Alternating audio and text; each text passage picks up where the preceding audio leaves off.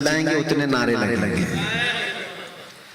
یہاں کے لوگ سائلنٹ مزاج ہیں، سمجھنا چاہتے ہیں تو ہم اسی انداز سے گفتگو کرتے ہیں۔ بہرحال اللہ تبارک و تعالیٰ آپ کے عقیدے کی حفاظت فرمائے، جب تک رہے اللہ تعالیٰ سنیت پر اور عشق رسول پر زندہ رکھے۔ میں آگے بڑھتا ہوں میری بات کو لے کر، ایک ہی جملے پر میں گفتگو کرتا ہوں، ایک ہی جملہ آپ سمجھ کے چلیے۔ ہماری پوری زندگی کا دار و مدار کس چیز پر ہے؟ ہماری پہچان کیا ہے؟ ہماری لائف، ہماری زندگی، ہمارا جینا مرنا یا ہمارا نام کس چیز پر ہے؟ سارا کا سارا ڈیپینڈ ہے تاجدار مدینہ صلی اللہ علیہ وسلم کی ذات پر۔ وہ جو نہ تھے تو یاد ہے آپ لوگوں کو، وہ جو نہ تھے تو اور وہ جو نہ ہو تو، یہ جملہ بس اس کو یاد رکھیں۔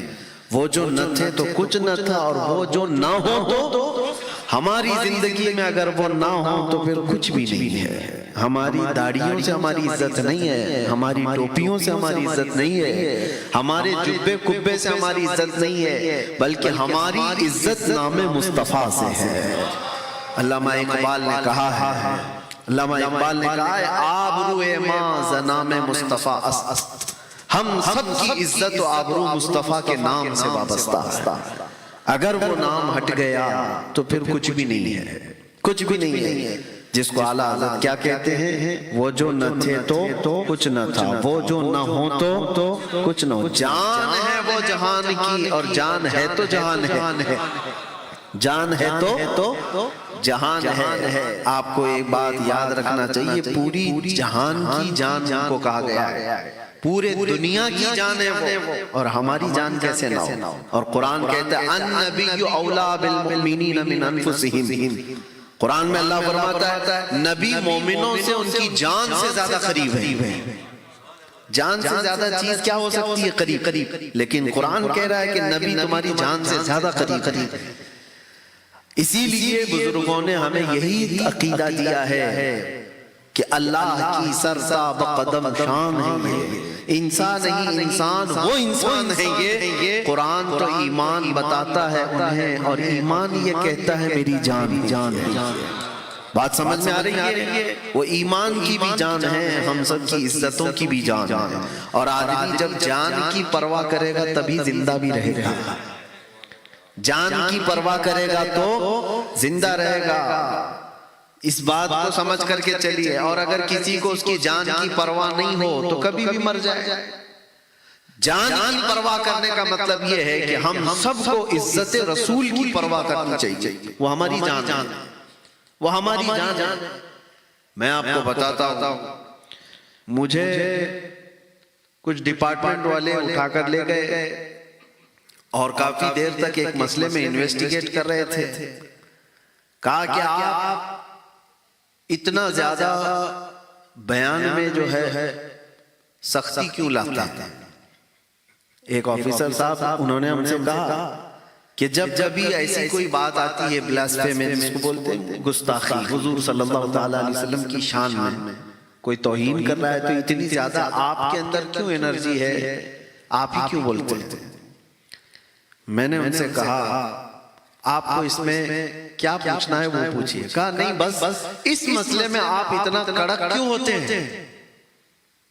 صاحب میں آپ کو بتا رہا ہوں، 3 بڑے بڑے آفیسر بیٹھے ہوئے تھے۔ میں نے ان سے کہا اگر میں کہوں آپ کی ماں بدکار تھی، وہ کرسی سے اٹھ گئے، کہا کہ میری مثال کیوں دے رہے ہیں آپ؟ میں نے کہا میں آپ کو گالی نہیں دے رہا ہوں، اگر کسی نے کہا تو آپ کیا کہیں گے؟ آپ تو پاور میں ہیں، وردی میں ہیں، یونیفارم آپ کے پاس ہے، سب کچھ ہے۔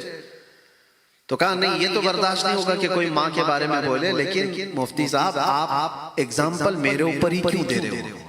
میری ماں کو ہی کیوں بول رہے ہو؟ کہا میں کچھ بھی نہیں، آپ کی ماں کو بھی نہیں کہہ رہا، نہیں کہوں گا، لیکن ایک بات یاد رکھیے، آپ کو اپنی ماں کے بارے میں سننا بھی برداشت نہیں، اور ہم کروڑوں ماؤں سے زیادہ اپنے نبی سے محبت کرتے ہیں۔ ہمارے لیے ہمارے نبی پاک صلی اللہ تعالیٰ علیہ وسلم کی محبت ہزاروں نہیں کروڑوں ماؤں سے بڑھ کر کے ہے، جس نے ہمیں ماں کی عزت بتائی ہے، جس نے ہمیں ماں کی محبت سکھائی ہے، اس رسول کے خلاف ہم سن کر کے کیسے گوارا کر سکتے ہیں؟ اور آج یہ پوائنٹ سمجھ کر کے چلنا، ہم زندہ ہیں یا مردہ ہیں کیسے پتا چلے؟ امام غزالی رحمۃ اللہ تعالی علیہ فرماتے ہیں جب آدمی امت مسلمہ زندہ ہے یا مردہ ہے پتہ کرنا ہو تو ان کے نبی کے بارے میں ان سے بات کر کے دیکھو۔ حضور پاک صلی اللہ علیہ وسلم کی بات کرتے ہیں، چہرہ کھل جاتا ہے، وہ زندہ ہے، وہ زندہ ہے۔ حضور پاک صلی اللہ تعالی علیہ وسلم کی باتوں پر اس کے چہرے پر کوئی اثر ہی نہیں آتا تو مردہ ہے۔ وہ جی تو رہا ہے لیکن وہ مردہ ہے، اس لیے کہ جان کو جب بھی آدمی کوئی ٹچ کرتا ہے تو اس کے اندر حرکت تو ہوتی ہی۔ ایک مرے ہوئے آدمی کو آپ 1000 واٹ کا کرنٹ بھی لگاؤ، کیا ہونے والا ہے؟ کچھ ہوگا۔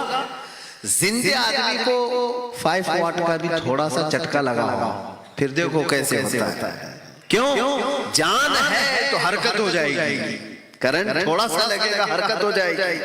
اور مردہ آدمی کو 1000 واٹ کا کرنٹ بھی لگاؤ کچھ نہیں ہوگا، زیادہ کالا ہو جائے گا اور کالا ہو جائے گا۔ یہ بات یاد رکھو، زندوں کی محفل میں حضور پاک صلی اللہ تعالی علیہ وسلم کا نام لیتے ہی جو حرکت آتی ہے یہ تمہاری زندگی کی علامت ہے۔ آپ نے دیکھا ہمارا مزاج کیا ہے، آپ کے ہاں مزاج ہے یا نہیں پتہ نہیں، لیکن سنی صحیح العقیدہ ہر محلے میں ہر جگہ پر اگر حضور کا نام لیا جائے اشہد ان محمد رسول اللہ صلی اللہ علیہ وسلم، آپ انگوٹھے چومتے ہیں؟ انگوٹھے چومتے ہیں آپ؟ میں نے حضور کا نام لیا، آپ نے انگوٹھے چوم کر کیا کیا؟ آنکھوں سے لگا۔ کیا میں نے اس کا ڈائریکشن دیا تھا آپ کو؟ اس کا آرڈر کیا تھا؟ کوئی اشارے میں بولا تھا؟ میں نے حضور کا نام لیا، آپ نے انگوٹھے چومے اور لگا لیا، کس نے بولا؟ یہ ہاتھ جو ہے دیکھو آپ انسان کی فطرت میں ہے، کبھی گانے بجتے ہیں تو خود بخود ہاتھ ہلنے لگتے ہیں، کچھ لوگوں کے دھن اور میوزک آئے تو ہاتھ پیر ہلنے لگتے ہیں۔ انسان کی فطرت میں کچھ چیزیں ایسی غیر اختیاری ہے، اختیار سے نہیں کرتا، وہ نیچرل ہے۔ اسی طرح سے سنیوں کے نیچر میں ہے، حضور کا نام آتے ہی اس کے انگوٹھے خود بخود چلے جاتے ہیں۔ یہ حضور کی محبت جو اندر موجود ہے وہ اس سے وہ کرواتی ہے۔ یہ سب میں آپ کو جو باتیں بتا رہا ہوں یہ زندگی کے باقی ہونے کی علامتیں ہیں، اور اسی وجہ سے ہم آپ کے ساتھ بیان بھی کر رہے ہیں، خطاب بھی کر رہے ہیں۔ اگر یہاں زندے نہ ہوتے تو ہم بیان بھی کیوں کرتے؟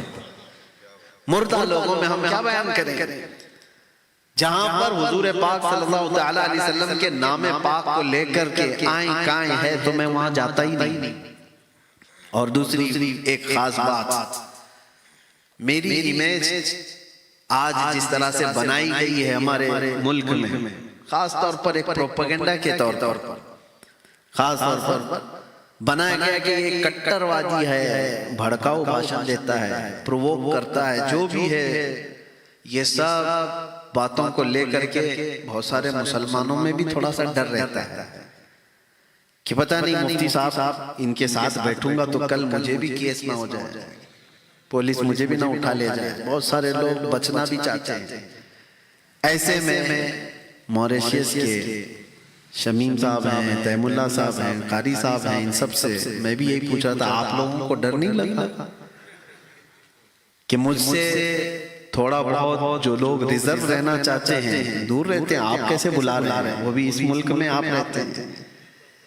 تو انہوں نے یہی کہا کہ آپ سے ہماری محبت آپ کے چہرے سے نہیں ہے، حضور پاک کی نسبت سے ہے۔ اللہ کے نبی صلی اللہ تعالی علیہ وسلم کی محبت کی وجہ سے ہے، اور اس جرم میں اگر ہم کو کوئی سزا ہوتی ہے تو اس سزا کا مزہ ہی الگ ہے۔ میرے عزیزو ایک بات یاد رکھو، ہر آدمی آج کمفرٹ زون میں جینا چاہتا ہے۔ کمفرٹ زون کا مطلب یہ ہے کہ وہ کوئی بھی تھوڑا سا اسٹرگل نہیں چاہتا۔ تو پھر میں کہتا ہوں اگر ذرا برابر بھی اسٹرگل نہیں کرنا ہے، مصیبت نہیں دیکھنا ہے، تو کربلا کی داستان سننا چھوڑ دو۔